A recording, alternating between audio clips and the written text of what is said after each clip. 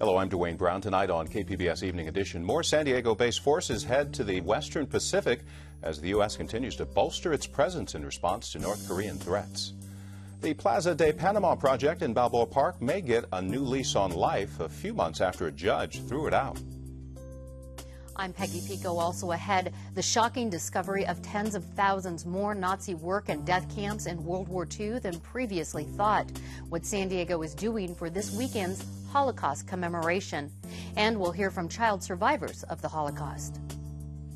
You have to live, and you have to find ways to survive. Because if you give up, it's not going to happen. My mother would not give up. My grandfather would not give up. Then NPR's Away with Words' Grant Barrett talks with us about the evolution of language after the Associated Press drops the term illegal immigrant from their influential style book. And artistic directors of San Diego's two oldest dance companies show us how they survived the Great Recession and tell us about their innovative moves for the future. The Holy Cows of High Tech High in San Diego are headed to the Robotics World Championship. KPBS Evening Edition starts now.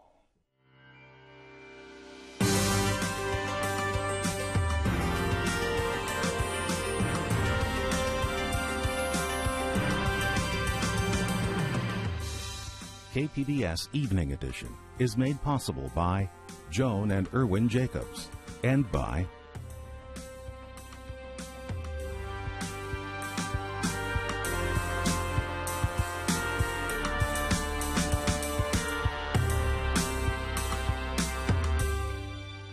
Hi, good evening. Thanks for joining us. More San Diego-based Navy ships have moved into the Western Pacific as the Pentagon repositions forces in response to threats from North Korea.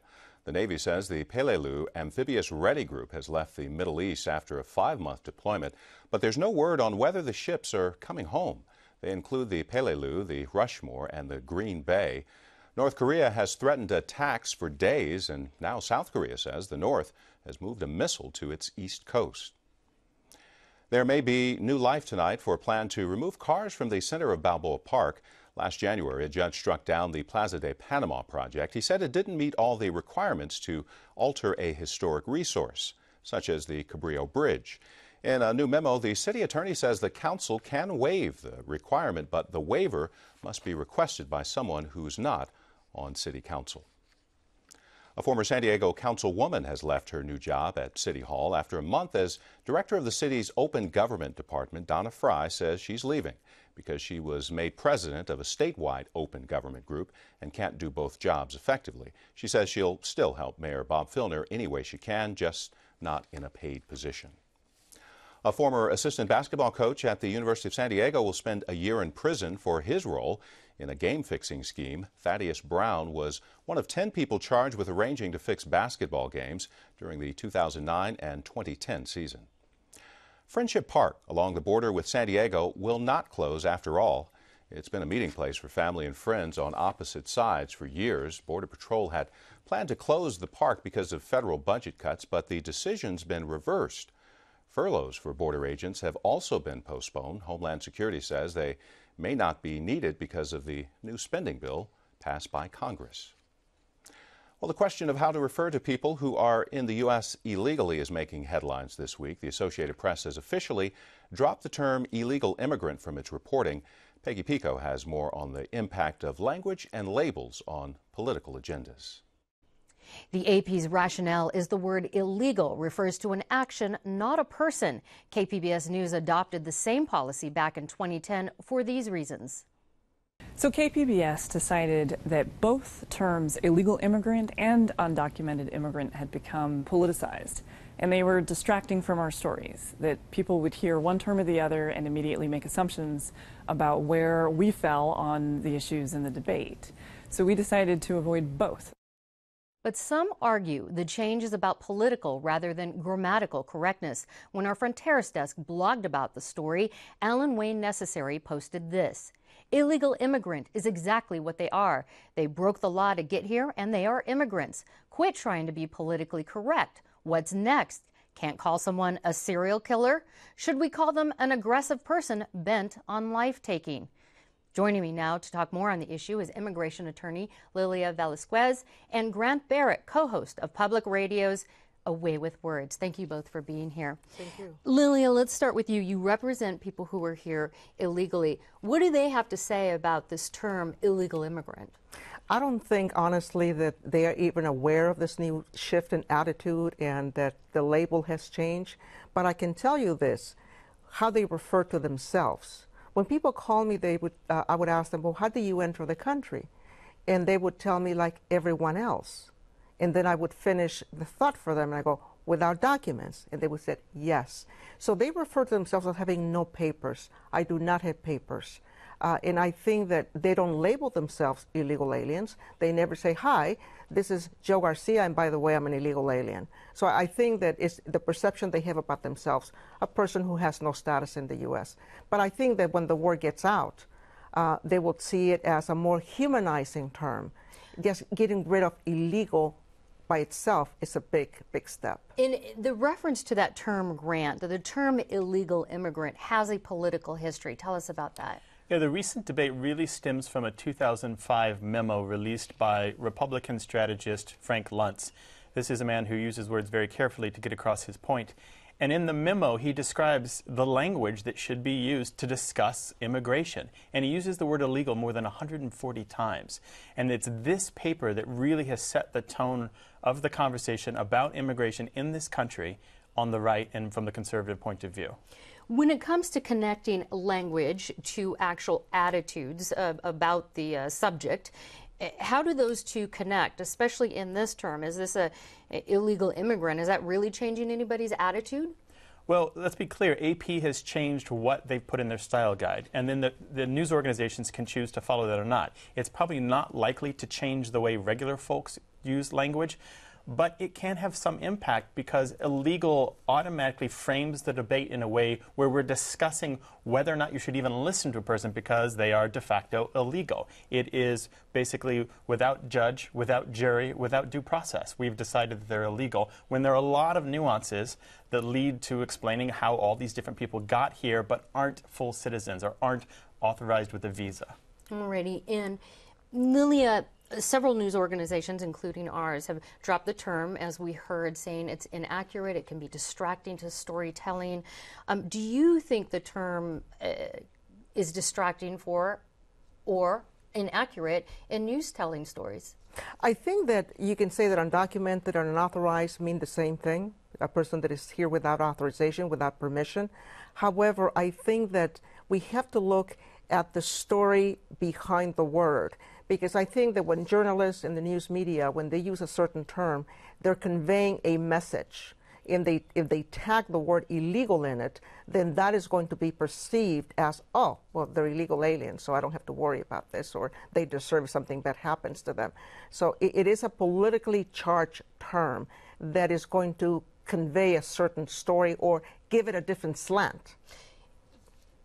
Grant, this came up, this terminology change. It's been, as you said, and AP's been working on this for a while and said they'll actually even change it again possibly. But what sort of influence do you think it has on the immigration debate?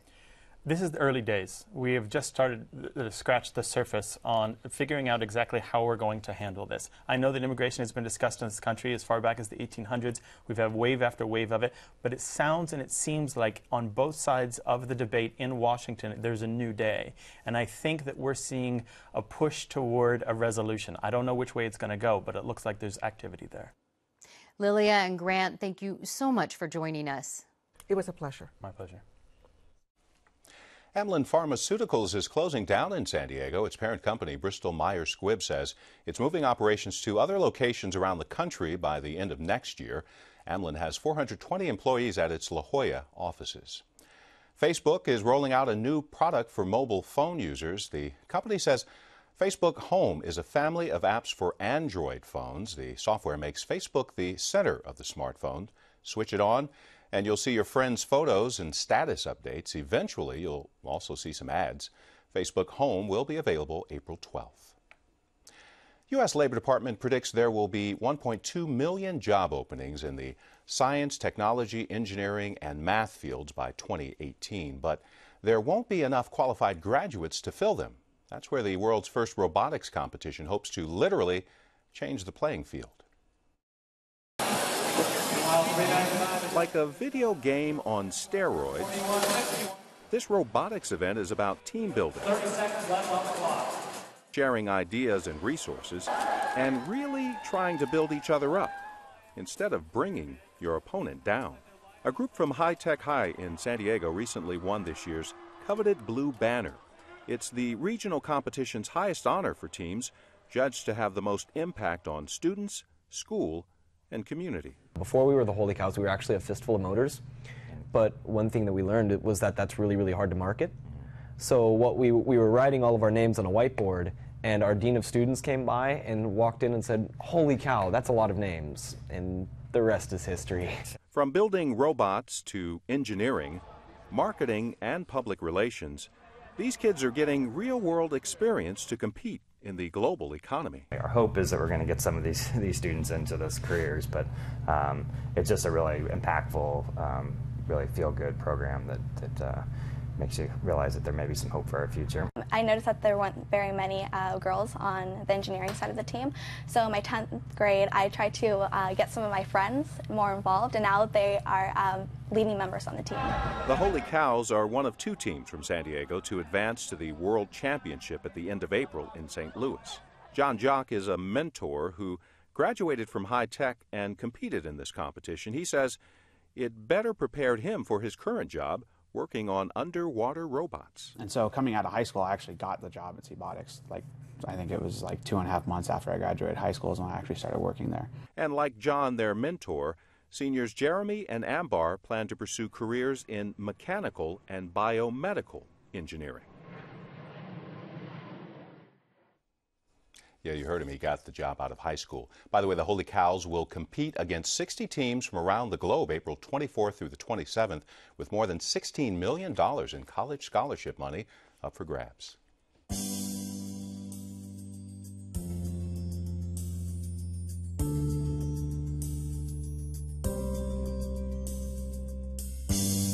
The only way to stop Connie is showing him, "Guy, we're going to arrest you." More than a year after a San Diego group launched an internet campaign to raise awareness about an African warlord, the U.S. is offering $5 million for information leading to his arrest. Invisible Children's Coney 2012 video went viral within days of its posting, but the search for Joseph Coney was suspended because of a leadership change in the Central African Republic. The U.S. is offering the reward to keep the search alive. Many stories of the Holocaust are being lost every year as survivors pass away. Peggy Pico talks with one survivor about San Diego's commemorative event this weekend.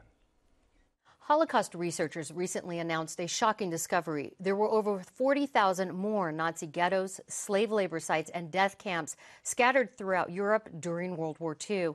It's just one of the many stories profiled in this year's Yom HaShoah at Global Remembrance Day. Here in San Diego, Children of the Holocaust is the focus of a commemoration event taking place this weekend at the Lawrence Family Jewish Community Center that will include survivor stories like this one. You have to live, and you have to find ways to survive. Because if you give up, it's not going to happen. My mother would not give up. My grandfather would not give up. Joining me with more on the local commemoration is Michael Sunduk, President and CEO of the Jewish Federation of San Diego County, and Teresa Fischlowitz, who survived the Holocaust as a young child. Thank you both for joining us. Thank you for having us today. Michael, the clip we just saw was very powerful in helping to remind us of the atrocities of the Holocaust. The commemoration this weekend in San Diego, though, you're doing more than just remembering. It's very important to remember, of course. But if we only remember, then we're really stuck in the past.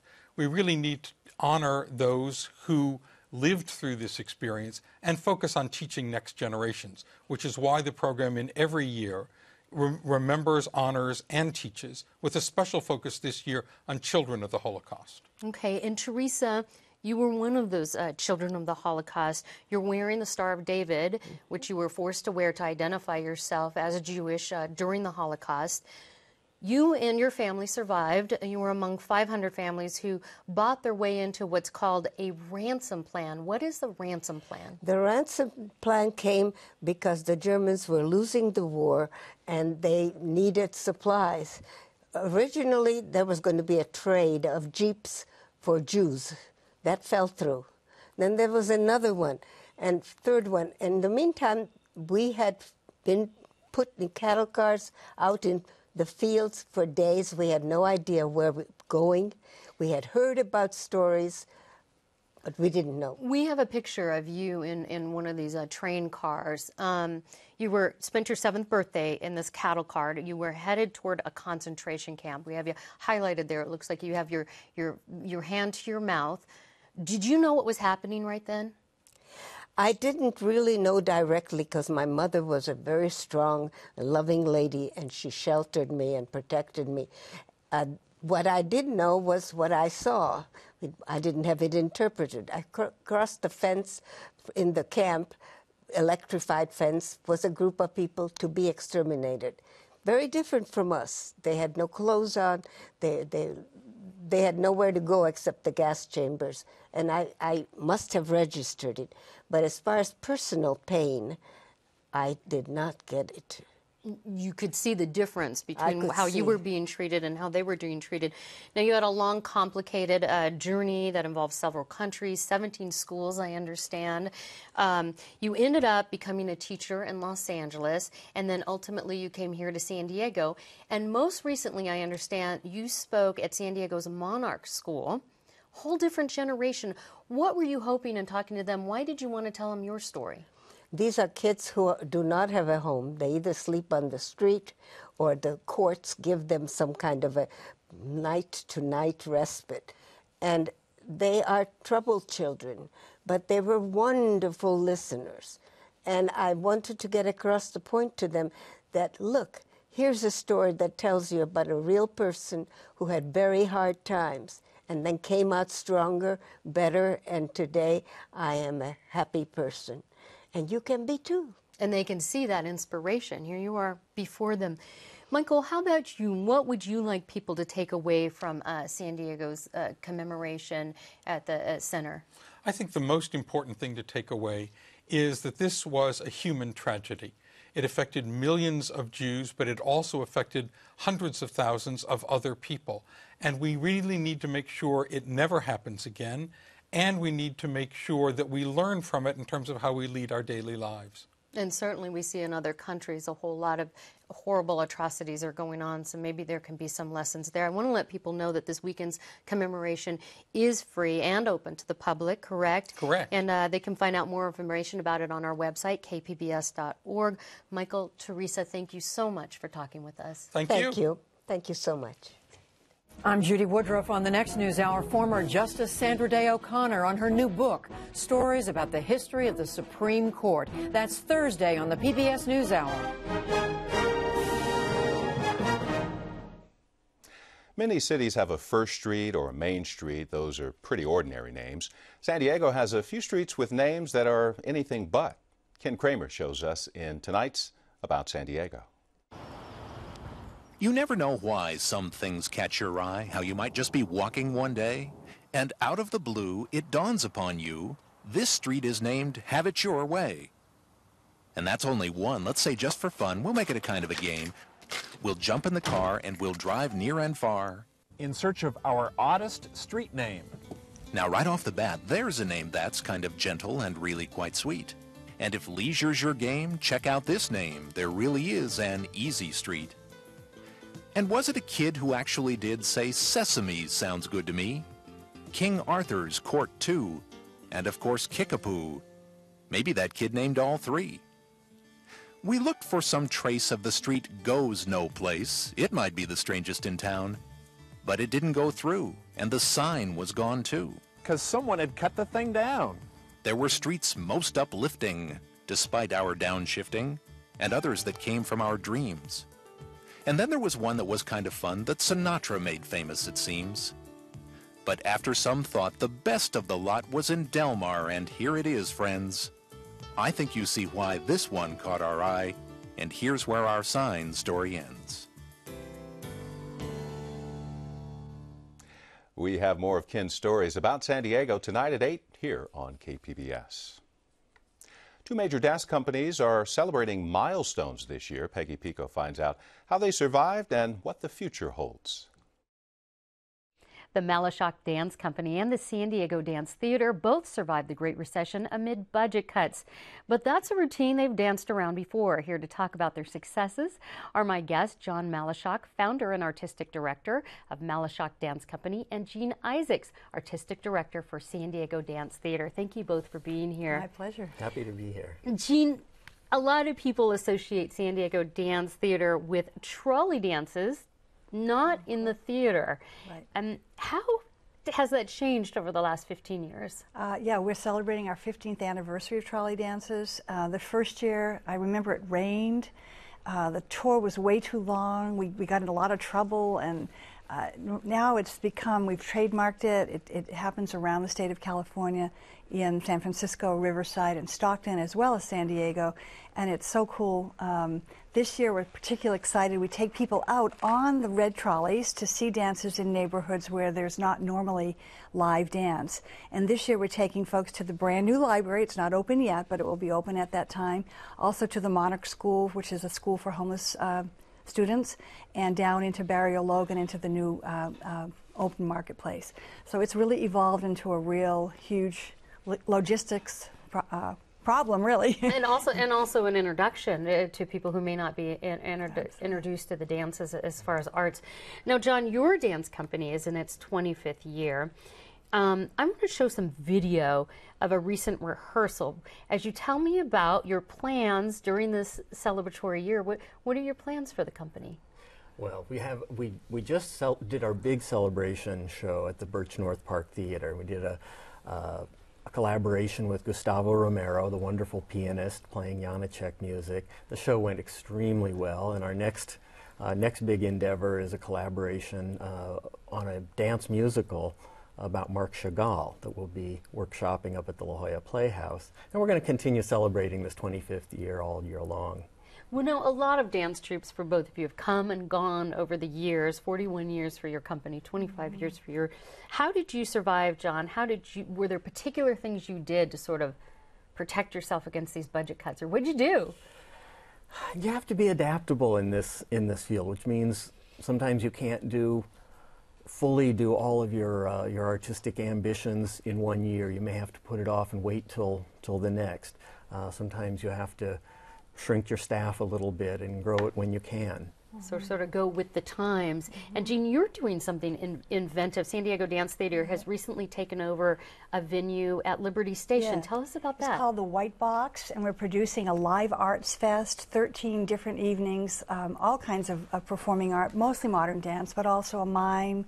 San Diego Dance Theater is our website, and the whole list is there. It's really a venue for artists, 135 seats for artists that can't use a big theater, can't afford a big theater, but whose work is really ready to be seen. I've heard that's sort of a place for the homeless dancers and the homeless, so to speak, right? Someplace that may not have a stage. Right, and we have just a lot of interesting programs. I can't even begin to tell you. My own dance company is performing on the 21st of April, but it starts this weekend with U-Turn and continues through. It's attracted a lot of attention, the White Box. It is going to be the site of three, from Art Power at UCSD, going to do 3 dance performances there in the upcoming season, so we're really excited. So that's a new way to move forward. And John, you're also moving forward in the future. One thing that you've done is have some special education programs here in the area. Tell us about those. Well, we have our move down to NTC, to Dance Place San Diego, has really allowed us to form an entire school with a whole curriculum for dance, but it's also allowed us to go out into the community and do outreach programs. We're working with quite a few different schools tying dance to academic standards. I'm going to ask you both this. I want to start with you, John. So sequestration and some of the arts are being cut. Are you worried about it? We've seen a lot of cycles come and go. Right now there's a bill in the state assembly to refund the California Arts Council from $1 million a year to $75 million. Things like that do have a big impact, but they're unpredictable. Jean, would you agree with that? I totally agree. I think we have to shrink when the economy is down, and we expand programming and staff when the economy is up, and we just hope that incrementally we're making progress together in our new home at Dance Place. It seems like you both are. So John Malashak and Jean Isaacs, thank you so much for this. Thank you, Peggy. Coming on and talking with us. Thank you.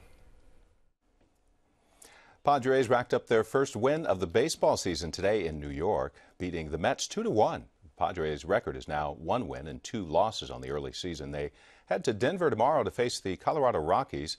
Padres' home opener set for Tuesday against the Dodgers. A little bit of sun finally working its way along the coast and into our forecast. Temperatures coastside mid-60s. Inland, the weather will start warming up for the inland valleys as we head into the weekend. Partly sunny in the mountains, and it'll be warming up there as well. Look for desert temperatures in the 90s for the next few days. You can find tonight's stories and download the KPBS app all on our website, kpbs.org/evening edition. Thanks for joining us. You have a great night.